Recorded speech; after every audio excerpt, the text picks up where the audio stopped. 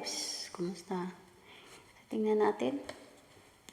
Ano ang papakita sa linggo na to. Para po ito sa lahat ng mga zodiac sign. So, general reading lang po ito, ng madalian. Tingnan natin kung ano ang, energy. Sa maka-resonate lang po. So, tingnan natin ang sa linggo na to. Ilang linggo. Ilang araw lang sa Mayo.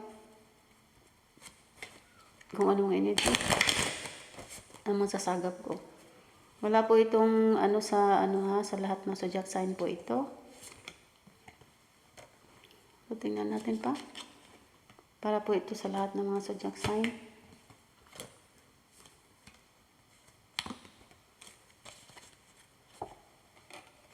So, Page of Wands, Ace of Wands, the Emperor, the World. So, nakikita ko po dito, may nagkasakit po, may lagnat, may nagkalagnat, meron pong na-hospital in Jesus' name. Meron pong nakikita dito na sa mga ilang araw lang po, or siguro itong Sabado or sa linggo na to, may magbabiyahe po sa linggo na to. May magbabiyahe na po itong Sabado or linggo. Yes po. Meron din ditong sneaky energy na nakikita ko. Ito po ay katrayduran.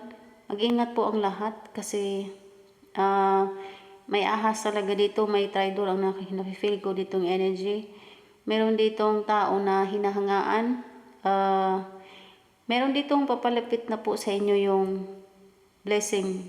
May papalapit na blessing yung i-claim nyo na po yung mga energy na sinasabi kong blessing. Ito po ay pera. Pera po to. Meron din po ako nakikita ditong pagnanakaw ng property. Nagnanakaw ng kanyang